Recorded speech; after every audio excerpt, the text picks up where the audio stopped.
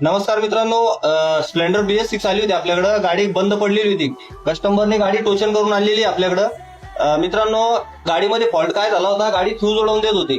Fuse का उडवत होती गाडी की गाडीची बॅटरी डिस्चार्ज होती मित्रांनो, आणि वायरिंग मध्ये थोडासा फॉल्ट झालेला होता.